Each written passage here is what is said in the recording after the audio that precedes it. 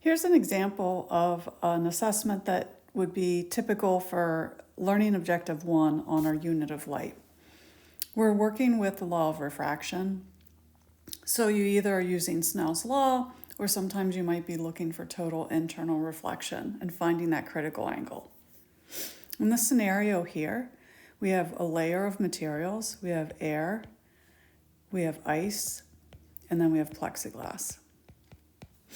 We're told our different index of refractions for air.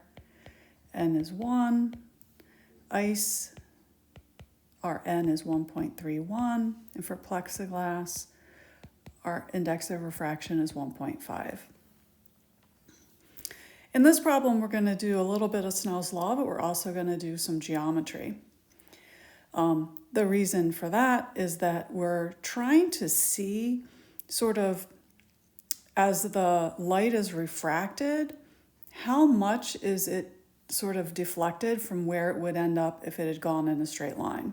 So we're looking for, in the end, for the first part of this problem, just this deflection delta x, because this is where it would go in a straight line if it hadn't been deflected, but it actually refracts, so it goes here, and we're trying to figure out what is that distance between those 2 points once it goes all the way through the ice, which we're told has a thickness of 2 centimeters.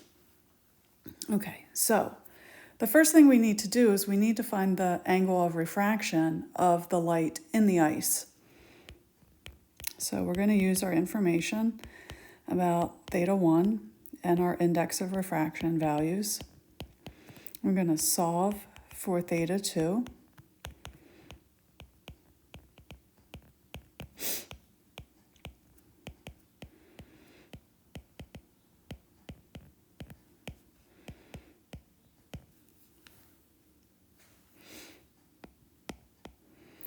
And the sine of theta 2 is going to be the sine of 46. That's that incoming angle over the index of refraction of the ice.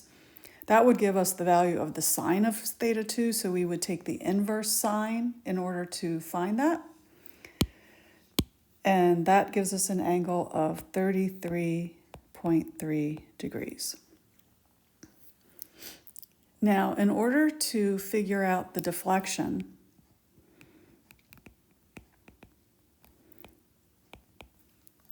what we're going to do is we're going to look at the 2 triangles that we can form with the normal, or that perpendicular, and the light ray, and the bottom part. Let me just outline one of the triangles first. So if we look at the triangle that has theta 2 in it, we're going to call this x2. So this is basically how far over the light ray goes from vertical as it passes 2 centimeters through the ice. So for what we're going to say is that the tangent of theta 2, remember the tangent is opposite over adjacent, so that'll be our x2. The adjacent is just the thickness of ice, which is 2 centimeters. So x2 is equal to 2 centimeters times the tangent of theta 2, which we just found was 33.3 degrees. If we do that calculation, we find that that x2 is 1.31 centimeters.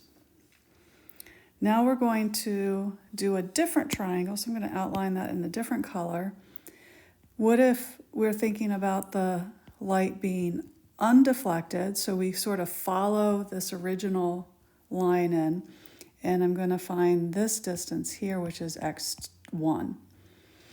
And this is going to be related to the angle theta 1, because you should see that those are like opposite angles. So the tangent of theta 1 is equal to x1 over 2 centimeters. So x1 is equal to 2 times the tangent of theta 1, which was 46. And that gives me a value of 2.07 centimeters. The deflection, delta x, is just x1 minus x2.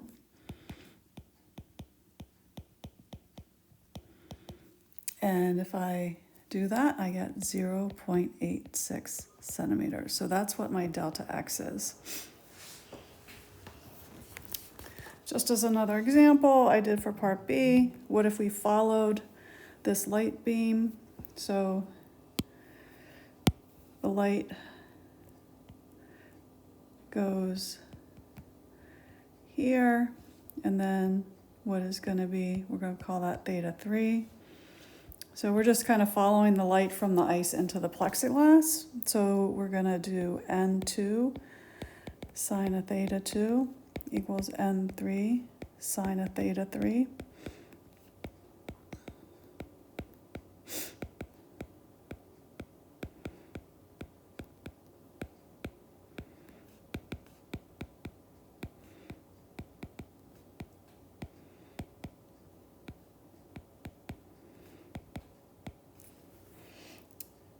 And if we do that calculation, and then of course this ratio gives us the sine of theta 3, and if we take the inverse tangent of that, inverse sine, sorry, of that, we would get theta 3, which is 28.6 degrees.